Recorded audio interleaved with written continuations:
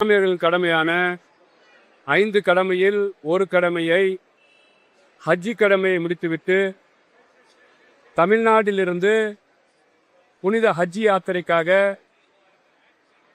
6363 பேர் சென்றிருந்தார்கள்.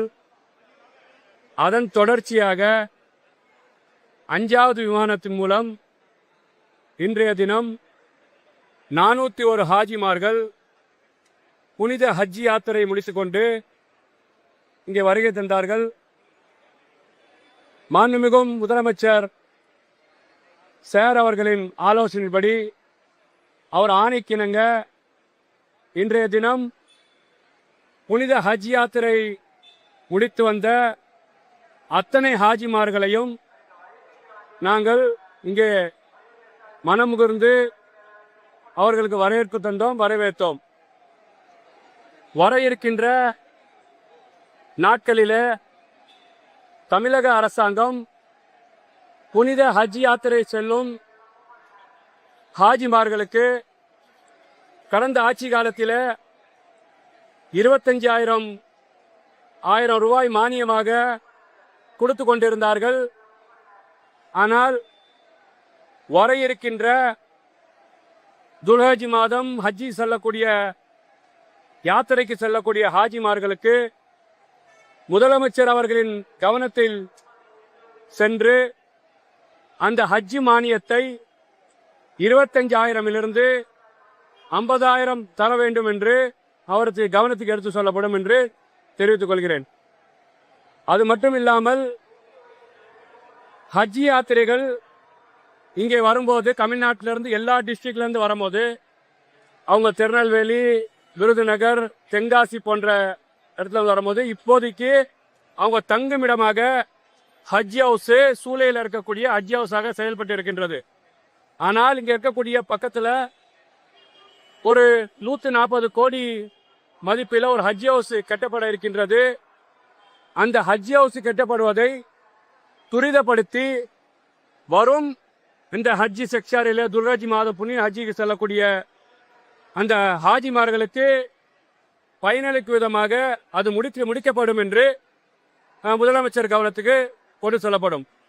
அது மட்டும் இல்லாமல் ஹஜ்ஜி யாத்திரைகளின் எண்ணிக்கை கேரளா போன்ற மாநிலங்களில் 14,000 சில ஹஜ்ஜி யாத்திரைகள் போகிறாங்க. கர்நாடகா போன்ற மாநிலத்திலிருந்து 8,000-9,000 ஹஜ்ஜி யாத்திரைகள் போகிறாங்க.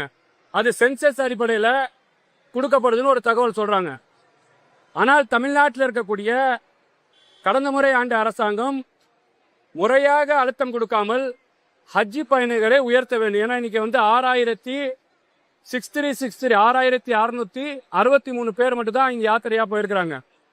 வரும் ஹஜ்ஜி நாட்களில் தமிழக அரசாங்கம் முறையாக மத்திய அரசாங்கத்திற்கு அழுத்தம் கொடுத்து தமிழ்நாட்டிலே இஸ்லாமிய மக்களின் அரணாக, இஸ்லாமிய மக்களின் பாதுகாவலராக இஸ்லாமிய மக்கள் அந்த 5 கடமையிலே ஹஜ்ஜிக்கு செல்ல வேண்டும் என்று ஒரு நல்ல நோக்கத்தோடு இந்த ஆனரபிள் சீஃப் மினிஸ்டர் மரியாதைக்குரிய சார் அரசாங்கம் அந்த எண்ணிக்கையை உயர்த்தி தரும் என்பதை இந்த இடத்துல நான் தெரிவிச்சுக்கிறேன்.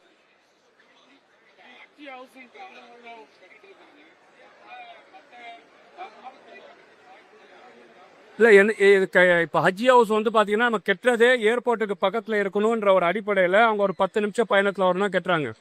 நீங்கள் மற்ற இடத்துல அது கெட்டிட்டா இப்போ இங்கே இருக்கக்கூடிய ஹாஜிமார்களுக்கு ஒரு சிரமத்தை ஏற்படுத்துன்னு கேட்டிங்கன்னா ஒரு 2,500 பேர் ஹாஜிமார்கள் இருந்தால்தான் ஒரு பன்னாட்டு விமான நிலையத்தில் அந்த ஹஜ்ஜிக்கு செய்யக்கூடிய ஒரு ரூலை கொண்டு வர முடியும். இப்போ தமிழ்நாட்டிலிருந்து இன்னைக்கு போன இந்த வருஷம் போனவர்கள் 6363 என்ற நம்பரில் போயிருக்கிறாங்க. அப்போ நீங்கள் கடந்த வரும் ஹஜ்ஜி காலத்தில் 2,500 பேர் அங்கே குறைவாக இருந்தால் இங்கே சென்னையிலேருந்து கேன்சல் ஆயிரும். அப்போ இது சென்னை வரக்கூடிய தமிழ்நாட்டில் இருக்கக்கூடிய எல்லா டிஸ்ட்ரிக்ட்லையும் வரக்கூடிய ஹாஜிமார்களுக்கு இங்கே இருக்கக்கூடிய ஹஜ் கமிட்டி, ஹஜ் ஹவுஸில் இருக்கக்கூடிய நிர்வாகிகள் பல ஃபெசிலிட்டியை செஞ்சுருக்கிறாங்க. அவங்களுக்கு தங்கும் விடுதியை கொடுக்குறாங்க, அவங்களுக்கு சாப்பாடு ஏற்பாடு கொடுக்குறாங்க. இங்கே வரும் ஹாஜிகளை அவங்க லக்கேஜை கொண்டு போய் அவங்க எங்கே போகிறாங்களோ அந்த விமான வரைக்கும் கொண்டு போய் சேர்க்குறாங்க. வர ஹாஜிகளை பணிவிடை செய்து அவங்களுக்கு உணவு தேவையை பூர்த்தி செய்து ஸ்நாக்ஸ், டீ போன்ற தேவைகளை பூர்த்தி செய்து ஹாஜிகளுக்கு லக்கேஜை கொண்டு வந்து இங்கே விட்டுட்டு இவங்க இன்னைக்கு சாயங்காலம் ட்ரெயினாக இருக்கலாம், ஒருத்தவங்களுக்கு நாளைக்கு காலையில் ஃப்ளைட்டாக இருக்கலாம். இவங்களை கொண்டு போய் இங்க இருக்கக்கூடிய சூழலில் இருக்கக்கூடிய ஹஜ்ஜு தங்கும் விடுதலை வைத்து அவர்களுக்கு உணவெல்லாம் ஏற்பாடு செய்ய தரும். இது ஒரு கரெக்டான நெறிமுறையை ஃபாலோ பண்றாங்க. இப்போ நம்ம கட்ட போற ஹஜ் ஹவுஸ் வந்து மிகப்பெரிய ஹஜ் ஹவுஸா இருக்கு. இதே போதுமானவா இருக்குன்னு பாக்குறேன். வந்துதான் போறாங்கன்னு சொல்லிட்டீங்க. கோவை கொண்ட பெரிய விமான நிலையத்திலிருந்து அத்திக்கு வந்து யாரும் ஏற்பாடு பண்ணலாம். இல்ல இது 2500 பேர் தேவைன்னா நீங்க பன்னாட்டு மாநில அலோடு பண்ண முடியும். இங்க இருக்கக்கூடிய மத்திய அரசாங்கத்தை அழுத்தம் கொடுத்து நம்ம நம்பரை வந்து சென்சஸ் அடிப்படையில் கொடுத்தாலுமே கேரளா போன்ற அரசாங்கம் அழுத்தம் கொடுத்து நம்பரை வந்து உயர்த்துறாங்க. கடந்த ஆட்சியாளர்கள் அதை முறையாக செய்யல. கண்டிப்பாக honourable chief minister Vijay sir government அதுக்கான அழுத்தத்தை கொடுக்கும். நீங்க கேட்குற மாதிரி அடுத்த ஹஜ்ஜிலேயே வந்து பாத்தீங்கன்னா ஒரு 8000 பேரோ 9000 பேர் இருந்தா எந்த திருச்சி பன்னாட்டு விமான நிலையம் சென்னை பன்னாட்டு விமான நிலையத்தில் பிரிச்சு போறதுக்கு வாய்ப்பு இருக்கு. இது அவங்களுக்கு வந்து இதுதான் சுலபமா இருக்கும்னு நான் சொல்றேன். சரி, இப்ப முதலமைச்சர் ஆட்சிக்கு வருவதற்கு முன்பாக தமிழ்நாட்டில் பெண்களுக்கான பாதுகாப்பு இருக்கும் சொல்லிவிடாரு. இன்னைக்கு விட கூட்டுப்பாடிகள் செஞ்சிருந்தாங்க, அதனால இறந்தும் போயிருக்கு. தொடர்ந்து தினந்தோறும் நேற்று முன்தினம் சேலத்துல தாவேகா நிர்வாகி கைது செய்யப்பட்டிருக்காரு. பெண்களை வந்து ஆபாச படம் எடுத்ததெல்லாம் இது போன்ற சம்பவங்களால தொடர்ந்து மக்கள் மீதான அந்த நம்பிக்கையை இழந்துட்டு இருக்குன்னு நினைக்கிறப்ப எப்படி இருக்கு சார்? நீங்க கடந்த ஆட்சி காலங்க சொல்றாங்கன்னா ஒரு எதிர்கட்சி வந்து சேட்டை வர அடிக்கக்கூடிய வார்த்தை தான். கடந்த முறை ஆட்சி ஆண்டவர்கள் என்ன ஆட்சியை செஞ்சாங்கன்னு பார்க்கணும். 2 வயசு புள்ளி யார் பாலியல் வன்கொடுமை செய்து மர்டர் பண்ணா? விமான பணிப்பெண்ணுக்கு திமுக கவுன்சிலர் பாலியல் வன்கொடுமையில ஈடுபட்டாரு. இதெல்லாம் வந்து நடந்திருக்கு. இப்போ ஆட்சி கட்டில வந்து 30 நாள் ஆயிருக்கு. இதை ஒரு பார்ட்டியை சார்ந்த ஒரு பொய்யான தகவலை செய்யறாங்க. காவல்துறை இருக்கு.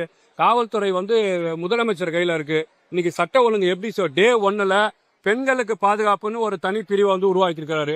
தமிழ்நாட்டில் போதை இல்லாத தமிழகத்தை ஒரு வந்த டேலே வந்து அதுக்கான ஜிஓ பாஸ் பண்ணியிருக்காரு. சார், டாஸ்மார்க்னால தமிழக அரசாங்கம் பாதிக்கப்படுதுன்னு 717 கடையை வந்து உடனே மூடி இருக்கிறார். கடந்த ஆட்சி காலத்தில் நம்பரை மாத்தினாங்க. சரி, ஹைவேல இருக்கிற டாஸ்மார்க்கை கொண்டு போய் சந்துக்குள்ள வச்சு நம்பரை மாத்தினாங்க. முறையாக பாதிக்கப்படக்கூடாதுன்னு இதான் மனித நேயம், இதான் சமூக நீதி. கோவில் பக்கத்தில் இருக்கக்கூடிய சர்ச்சு பக்கத்தில் இருக்கக்கூடிய மசூதி பக்கத்தில் இருக்கக்கூடிய டாஸ்மார்க் எடுக்கிறாங்கன்னா அத்தனை மக்களுக்கும் பிறப்புக்கும் எல்லா உயிருக்கும் என்ற முதலமைச்சர் எல்லா மக்களுக்கும் பாதுகாப்பாக இன்னைக்கு தமிழ்நாட்டில் மாதிரி சட்ட ஒழுங்கா சீரா செய்யறான்னு பார்த்தோம். இல்ல, இன்னைக்கு கூட அந்த ஒரு 3 வயது குழந்தை இறந்திருக்காங்க. அதுக்கு என்ன சார், போலீஸ் அதுக்கான யார் தவறு செய்தார்களோ கடமையாக நடவடிக்கை எடுக்கப்படும். அதுல என்ன நடந்திருக்குன்னு சொல்லி விசாரிப்பாங்க. அதுக்கு சார்ந்த முதலமைச்சர் கட்டுப்பாட்டிலேயே அந்த துறை இருக்கு. கண்டிப்பாக கூடிய விரைவில் தவறு செய்தவர்கள் மீது கடுமையான தண்டனை கொடுக்கும். எதிர்கட்சி என்ன விமர்சனம் வைக்கிறாங்கன்னா, நீங்க வெறும் ரீல்ஸ் ஆட்சி தான் நடத்திட்டு இருக்கீங்க அப்படின்றாங்க. இது வந்து அஜிக்காக வந்திருக்காரு சார். இது வந்து பாத்தீங்கன்னா சார், நாங்க ரியல் ஆட்சி நடத்திட்டு இருக்கிறோம். ரீல்ஸ் ஆட்சி நீங்க வந்து நல்ல ஆட்சி நடத்தியிருந்தா திருப்பி வந்திருக்கணும்ல. முத்துவேல் கருணாநிதி ஸ்டாலின் அவர்கள் உதயநிதி திருப்பி வந்திருக்கணும்ல. நீங்க போர்ட் அவுட் ஆயிருக்கீங்களா குளத்தூர்ல? அப்ப இன்னைக்கு நீங்க நடத்த ஆட்சியை பார்த்து மக்கள் சந்திச்சிருச்சு உங்களை வீட்டுக்கு அமைச்சிருக்கிறாங்க. அப்ப நல்லாட்சி தருவாருன்னு சொல்லி நீங்க சொல்லக்கூடிய ரீல்ஸ் ஆட்சி இல்ல, இவர் தான் ரியல் ஆட்சி, தமிழ்நாட்டில் இவர் தான் வந்து உண்மையான முதலமைச்சர்னு ஹானபிள் சீஃப் மினிஸ்டர் விஜய் சாருக்கு வாக்களிச்சிருக்காங்க. நீங்க வந்து எதிர்கட்சிக்கு தான் சொல்றாங்க, புரியல. எதிர்கட்சிகள் தான் தாவேக்கா குற்றச்சாட்டுறாங்கன்னு இல்ல. சீவகண்ட முயற்சி நிகழ்வுல தாவேக்கா பெண் நிர்வாகியே சொல்றாங்கல்ல, தாவேக்கா சட்டமன்ற உறுப்பினர் பெண் நிர்வாகி எதற்காக சொல்றாங்க? யாரு தூண்டப்பட்டிருக்கிறா? எதற்காக சொல்றாங்க? யார் தூண்டப்பட்டிருக்கா? அவங்க பின்னாடி யார் இருக்காங்க? இதெல்லாம் என்ன விசாரணை இருக்கு சார்.